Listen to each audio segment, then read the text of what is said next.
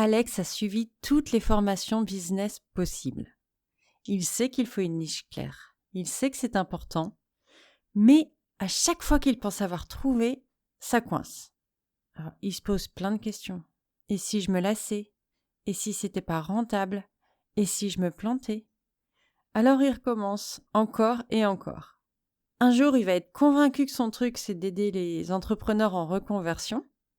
Et la semaine d'après, il se dit que le mindset, c'est quand même vachement important. Et puis, il tombe sur un post qui parle d'organisation pour les freelances et se demande si c'est pas ça, en fait, sa vraie valeur ajoutée. Son Insta part dans tous les sens. Un jour, il parle de productivité. Le lendemain, de confiance en soi. La semaine suivante, il donne des conseils sur la gestion du stress. Voilà. Ça fait des mois qu'il cherche la bonne idée. Et plus il cherche, plus il doute. Et donc, du coup, il n'arrive pas à se lancer, il n'arrive pas à toucher, il n'arrive pas à convertir. Parce qu'au fond, le vrai problème, c'est pas sa niche, c'est pourquoi il n'arrive pas à en choisir une. Je suis Erika et j'aide les freelances et entrepreneurs à déconstruire les peurs et croyances qui les freinent. Parce que parfois, c'est pas la stratégie qui manque, c'est ce qu'on se raconte qui nous bloque. Dans ce podcast, on met les choses à plat, on explore ce qui t'empêche d'oser, de décider, de t'affirmer. Et surtout, on voit comment reprendre confiance et avancer en étant bien dans tes bottes. Alors, tu veux savoir pourquoi c'est si dur de trancher?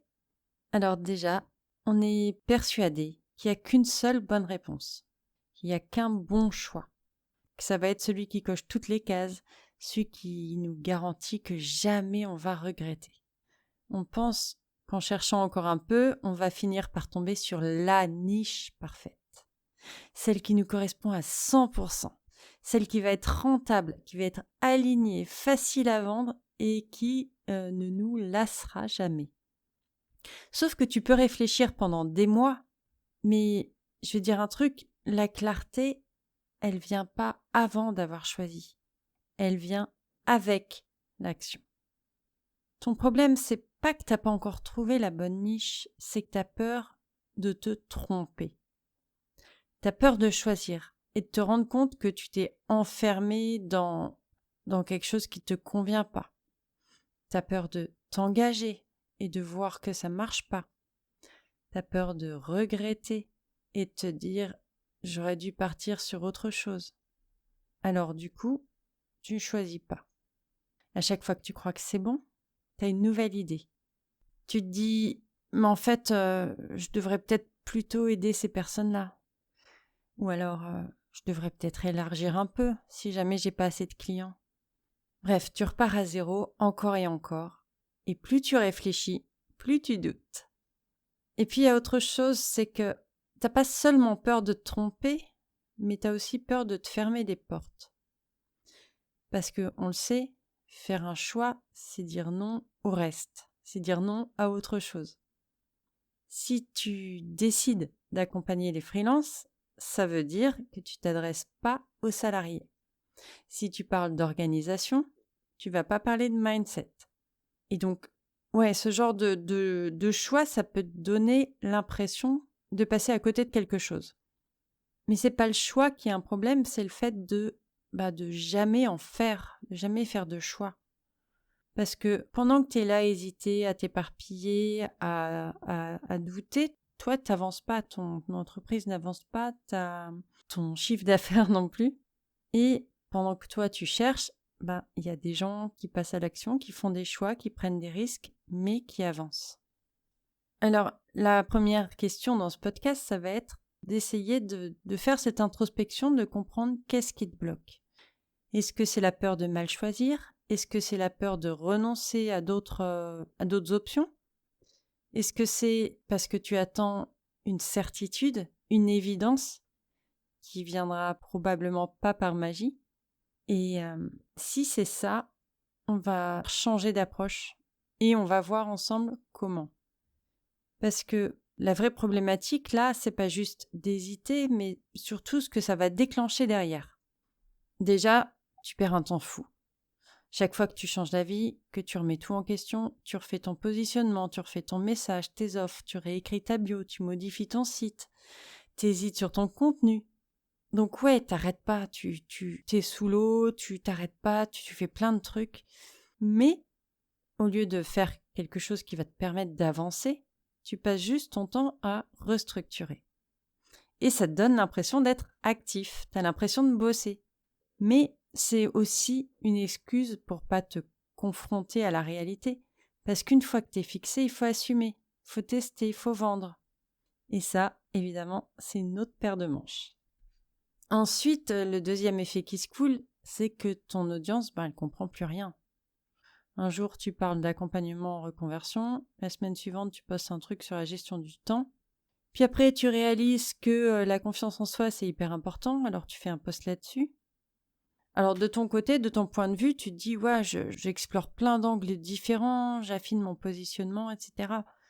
Mais en fait, de l'extérieur, des gens qui te suivent, en fait, pour eux, c'est juste super flou. Ils savent pas ce que tu fais. Et quand c'est flou, on se sent pas concerné.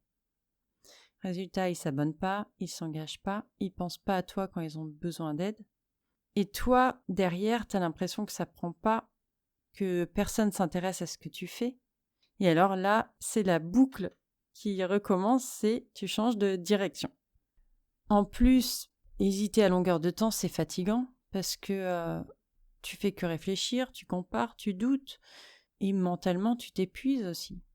Et pendant ce temps-là, comme je te disais, les autres avancent. Pendant que tu cherches la bonne direction, d'autres ont peut-être choisi une direction moyenne, mais ils y vont à fond. Ils progressent, ils testent, ils ajustent, ils prennent leur place. Parce que, au bout d'un moment, il n'y a pas de secret. Ceux qui réussissent, on voit bien, c'est pas ceux qui ont la meilleure niche, la meilleure com. C'est ceux qui vont assumer leur choix. Ok, mais comment on fait? Parce que réfléchir, chercher la niche parfaite, analyser sous toutes les coutures, je t'ai dit, ça t'aidera pas. Ce qui t'aidera vraiment, c'est de faire un choix et d'aller au bout. Tu vas me dire, ok, ça je sais. Bah oui, parce que si c'était si simple, tu l'aurais déjà fait. Alors, je te propose de faire autrement. Plutôt que de rester bloqué là, dans ta tête, dans tes options, dans ton mental, on va poser les choses plus clairement. La première question à te poser, c'est pourquoi tu n'arrives pas à choisir? Est-ce que tu manques de clarté sur ce que tu veux? Peut-être que tu as des idées, mais qu'il n'y a rien qui ressort plus que ça. Peut-être que tu passes d'un sujet à l'autre et que tu ne sais pas ce que toi tu veux vraiment. Ça peut être aussi parce que tu sais ce que tu veux, mais que tu n'oses pas l'assumer. Parce que ça te paraît risqué, parce que tu as peur que ce soit trop spécifique, pas assez rentable, ou que ça fonctionne pas tout simplement. Peut-être parce que tu cherches la bonne idée pour éviter de passer à l'action. Parce qu'une fois que tu as choisi, il faudra te montrer, il faudra parler de ton offre, il faudra te vendre. Et le vrai sujet, il est peut-être là. Ton cerveau, il tourne en boucle. Et plus tu cherches une réponse, plus c'est flou. C'est pas un problème de logique. Si c'était juste une question d'analyse, t'aurais déjà trouvé. Ce qui bloque probablement, c'est émotionnel.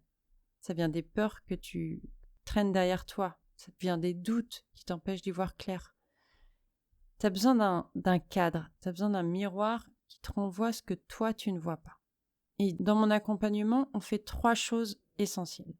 On pose les choses au clair, en t'aidant à structurer ce qui tourne dans ta tête, en regardant ensemble ce qui fait sens pour toi, là où il y a de l'énergie, là où il y a du potentiel.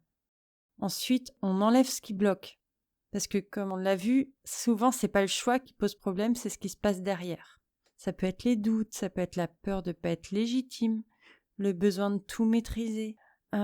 Quel que soit le frein, on met le doigt dessus et on débloque tout ça. Ensuite, on fait en sorte que tu passes à l'action. Une fois que tu as tranché, t'es plus seul. On structure, on ajuste et surtout, tu avances. Alors oui, tu peux continuer à chercher seul. Tu peux attendre d'avoir une illumination.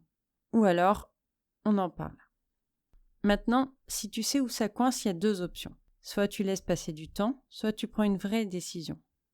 Et pour ça, il n'y a pas besoin de révolutionner ta vie en une nuit. L'idée, c'est de commencer de manière simple mais efficace. Tu peux prendre une décision et pas y revenir pendant 3 mois. C'est peut-être le point le plus dur, mais à un moment, il faut tester pour de vrai. Fais un choix, note-le quelque part et ne le remets pas en question avant 3 mois. 3 mois, c'est rien à l'échelle d'un business, mais c'est suffisant, c'est minimum pour voir si ça fonctionne, si ça te plaît, et pour éviter de repartir à zéro tous les 15 jours. Si dans 3 mois, tu vois que c'est pas aligné, t'ajustes.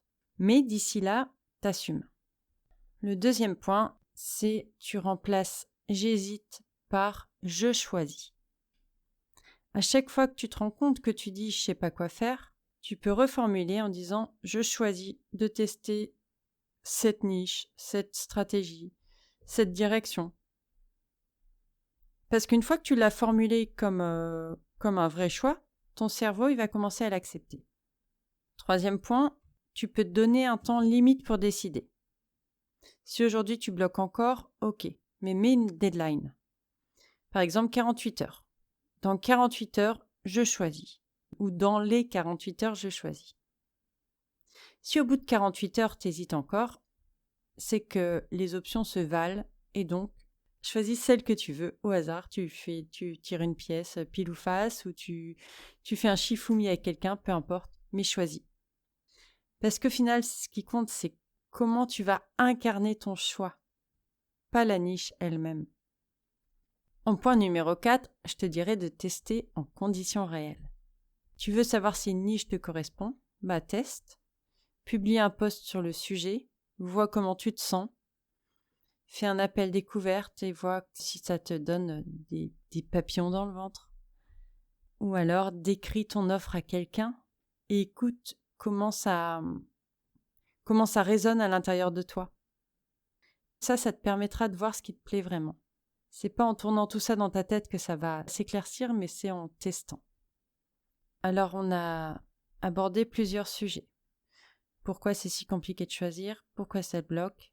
Tu sais que c'est probablement pas une question de stratégie, mais aussi d'émotion, de doute, de peur, et que ça va pas se régler tout seul. Donc, tu as 2 options. Soit tu continues à chercher la niche parfaite, tu passes des semaines à douter, à hésiter, à tester sans vraiment assumer, et dans 3 mois, tu es toujours au même point. Soit tu prends une vraie décision, tu testes, t'ajustes, t'avances, et peut-être que tu ne fais pas seul. Parce que le plus dur, c'est pas de choisir, c'est de tenir ton choix et de l'assumer avec confiance. Pour ça, je peux t'aider à le faire. Donc, si tu veux avancer sans perdre du temps à chercher une réponse dans ta tête, tu peux réserver ta séance bilan avec moi. On regarde ensemble ce qui bloque, on clarifie, on précise les doutes qui t'empêchent d'y aller à fond, quoi. Et en 1 heure, tu repars avec une vraie vision de la suite. Alors, si tu es fatigué d'hésiter, si tu en as marre de voir les autres avancer pendant que toi, tu réfléchis encore, c'est peut-être le moment de passer à autre chose. Alors, si c'est de ça dont tu as envie, le lien est en description et j'ai envie de dire à toi de voir. Je te souhaite une belle semaine et je t'embrasse.